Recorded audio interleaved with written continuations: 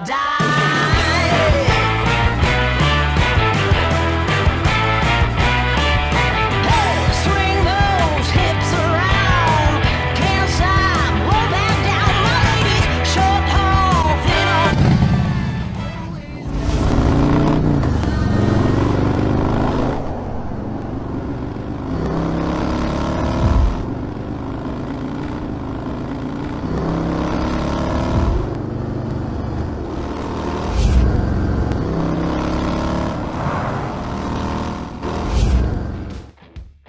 Hi everyone. There are many languages that translate the Harley feeling into the new millennium. Springer is one language that everyone understands.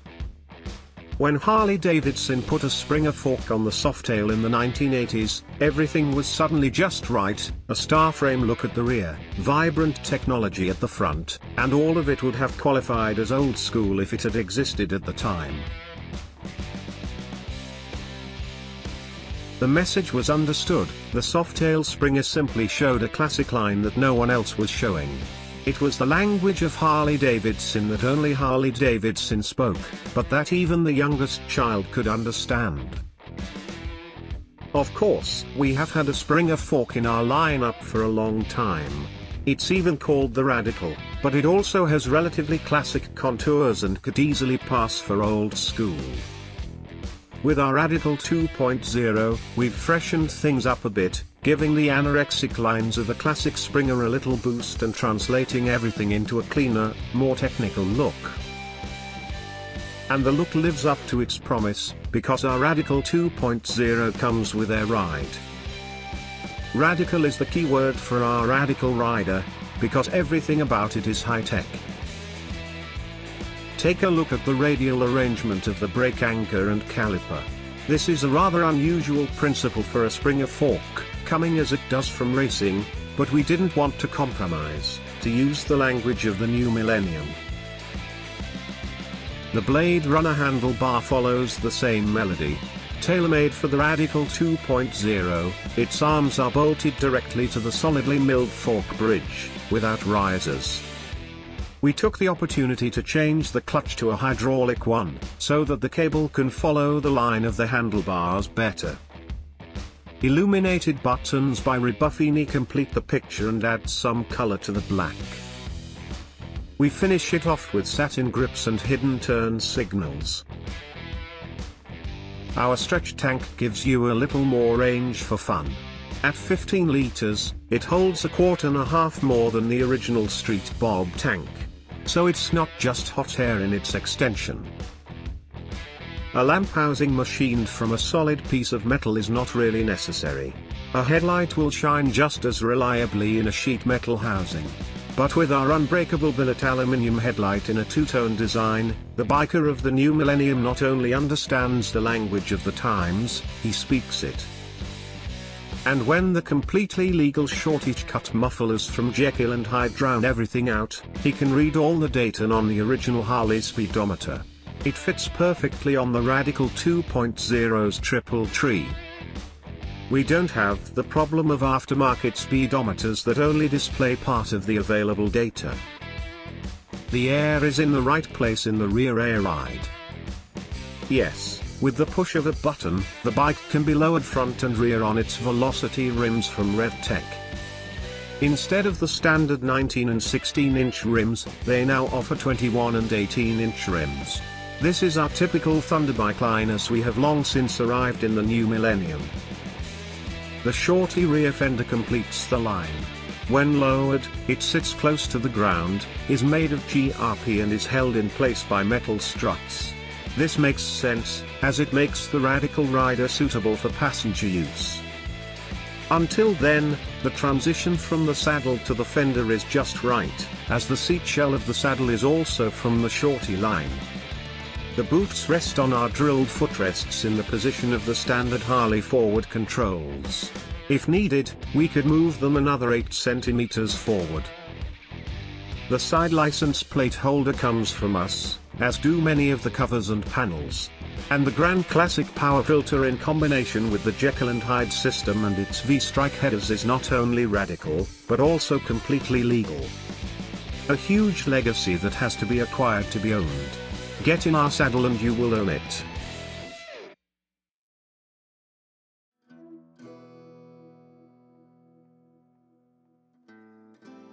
With the Rumblebee, we show how cool a street bob conversion can look, and with manageable effort. Our new bolt-on rear fender. For fans of the slim look, we also have a variant on offer that fits the 150 series wheel of the street bob. We recommend the Dunlop D401 or the Michelin Scorcher 21 in 150, 80B16 on a 3/16 rim, so everything fits like a glove. And if you want to mount the rear light directly on the fender, we have developed a suitable milled part that can be attached with 3 screws. The indicators, on the other hand, are concealed in the struts using the bright tattoo indicators from Kellerman. With our license plate holder, we attach the license plate to the side. Thanks to the new, lightweight design, it fits perfectly into the overall picture. We also fitted new indicators at the front and replaced the bulky original indicators with our small stripes, which we mounted inconspicuously under the dashboard. The rest of the front remains original. You can't have one without the other. If we install the swinging rear fender, we also need the matching seat mounting kit. The kit for the titanium seat is easy to fit and has a cool old school look thanks to the imitation springs. The cowhide swinging saddle with vertical stitching rounds off the whole thing perfectly and enhances the bike. The sound is provided by the Jekyll & Hyde flap exhaust system with Jekyll bomb silencers and slash-cut end caps. This makes the Rumblebee sound richer.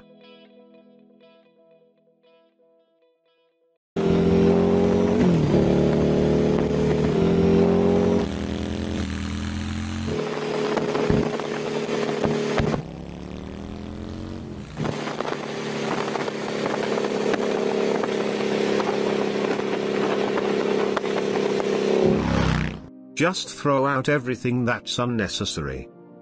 A bobber must have wheels of the same size, say the experts. We know better. The Street Bob is one of the entry-level models in Harley-Davidson's Big Twin range. As its name suggests, it is committed to the bobber philosophy, and the same goes for the chopper. Both fall under the big heading of slimming down. The chopper is a child of the hippie culture of the late 60s, while the bobber comes from the culture of the immediate post-war period. Back then, people were already half-hearted, but customizing made things a little easier. Just throw away everything that was superfluous. What was left was a bike with the usual big wheels, the same dimensions front and back, and a shortened rear mudguard, trimmed like the tail of a bobtail. Hence the name bobber. Along with the rest of the wheels, the Springer fork remained characteristic of the bobber era. Harley was late in introducing a hydraulic telescopic fork. Anyone who could afford a Hydra-Glide from the 1949 model year onwards would have been suspect among the half-stars. Most of them rode old, used and therefore with jumpers. And here we are. 3/4 of a century later, we are launching a new Springer fork. Our Radical 2.0 fork shows that somehow we are still semi-strong. And if semi-strong is a little different now than it was then. We see our CARLO'S unique as a unique reinterpretation of the bobber theme, so we start at the very beginning, with the front end. But our Radical 2.0 fork is also a fine piece of work, cleanly turned and milled in-house, with real shock absorbers and not just post-war springs, with a snappy brake caliper above our spoke brake disc, but above all designed from the outset for the installation of an air ride system. This alone makes the CARLO'S unique so unique. Finished off with our FLH wheels in a two-tone finish. Front and rear 21 inches and 18 inches respectively, one size larger than the originals, with our radical front fender at the front and 32 Hollywood handlebars from our Speedo riser kit at the fork. We upgraded the clutch to hydraulic and carefully concealed the turn signals stripe under the dash. The unbreakable headlight has nothing to hide. The grips have our basic design in a satin finish. The same goes for the foot pegs, which in-house forward controls. These are also base satin to improve feel, grip and pedaling stability. At the rear, CARLO'S unique is no less unique. You may already be familiar with our swing arm modification. It hides the brake system with spoke disc and black powder-coated pulley. The FLH wheel is exposed on the right. On the left, we have fitted our side license plate bracket with inside number plate, leaving the rear unobstructed as well. This is our shorty fender with concealed multifunction rear lights. In front of it is the customized shorty seat shell. The tank? Well, the tank is actually the original street bob tank. We could hardly believe how Chico's pinstriping, which plays with historical style elements, changed the overall look. The sound of the vintage shorty system from Jekyll and Hyde is always legal. This sound is simply part of the custom Harley project, because it is always a total work of art. In all modesty, we have once again succeeded in reinterpreting a bobber for the new millennium. The fact that its wheels do not have the same dimensions at the front and rear, as is traditional for a bobber, well, not even the standard street bob tires have the same format. Irregularity makes things interesting. Irregularity is one of the secret recipes of true art. So we see our FLH wheels as part of a Gesamtkunstwerk that is always unique. And if we hadn't pointed out the different tire sizes, you might not have noticed them. Sometimes art is what you don't see.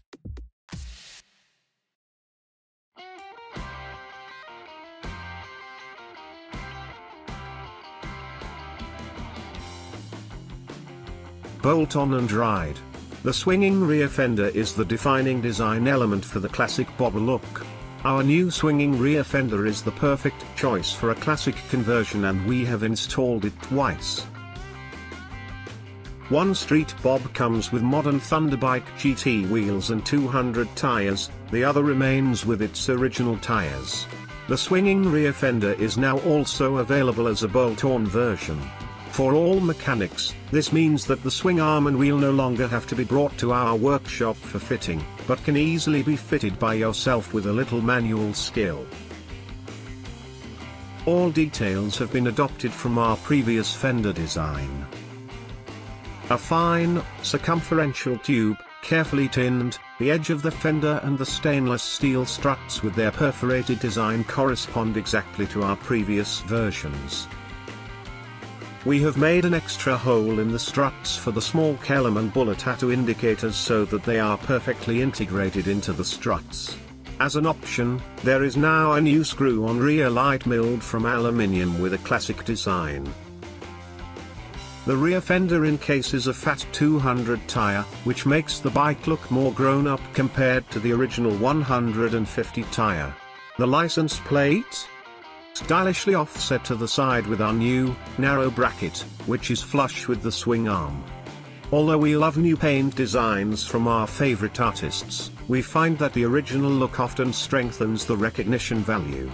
For this bike, we decided to keep the HD1 racing design and the red line red paint color from the tank and match the fenders. The result? A bold, harmonious line. The Flying Bob is the first project to combine our GT wheels with a swinging rear fender. The modern 21 and 18-inch wheels in a golden contrast cut are an eye-catcher and the perfect contrast to the classic components. A look with character. Thanks to our 3-piece fork cover combination, the fork is not only completely black, but also beefier. The aluminium covers give the front a powerful look without the fork having to be extensively modified. For relaxed riding, you need the right handlebars, forward-mounted footrests and a comfortable seat. The Flying Bob has it all.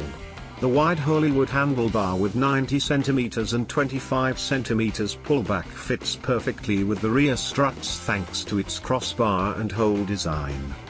Grips and footerests in base satin design blend harmoniously with the bicolor design of the engine, while the forward-mounted footerest system creates a comfortable seating position. The classic cowhide swinging saddle with vertical stitching is held in place by our titanium kit and gives the bike an unmistakable retro touch.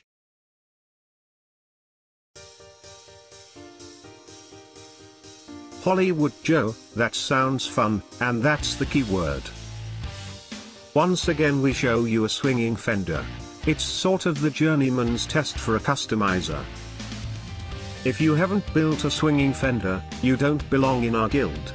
It's our day job, of course, but it's still a demanding custom job that separates the real screwdriver from the wrench. When Harley-Davidson introduced the Softail frame in 1984, it was a huge hit, leading to a separate model line that is still being built today.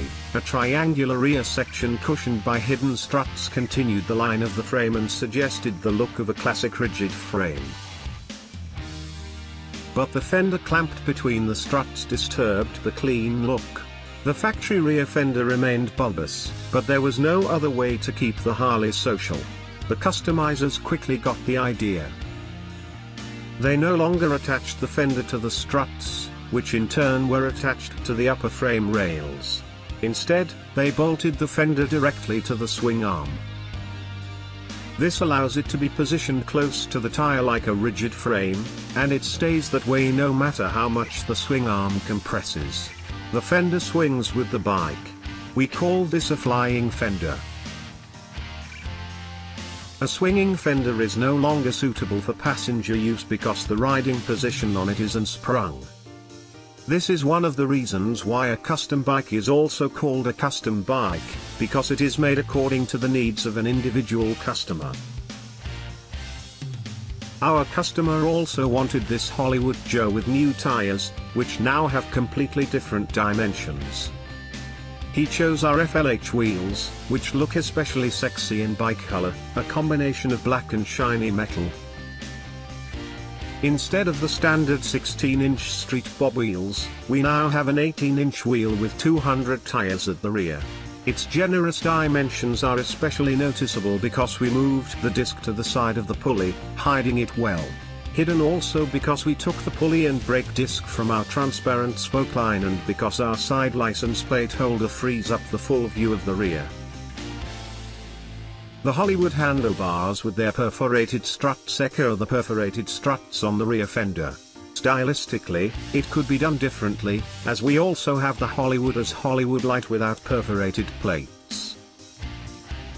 In order to show off the handlebars to their best advantage, we have made the indicators disappear quite well, as they are once again our stripes, which lie flat and as close as a swinging rear fender under the handlebar fittings.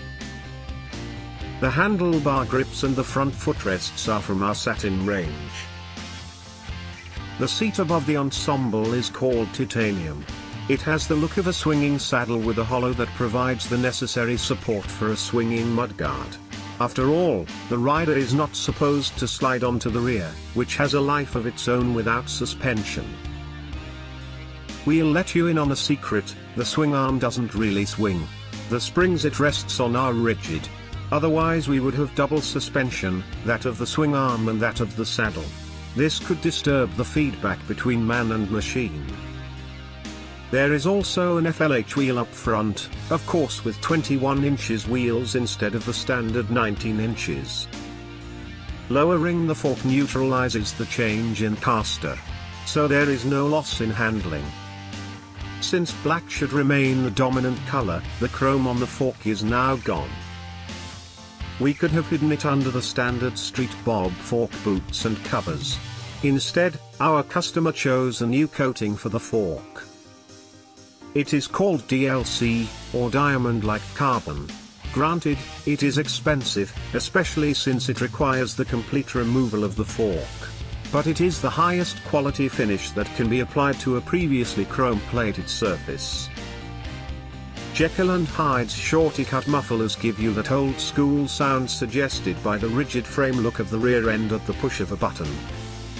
We are not living in 1984 anymore, and we are not living in the age of bone-hard rigid frames. But we took the best of both and brought it into the new millennium with our Hollywood Joe. Made to measure.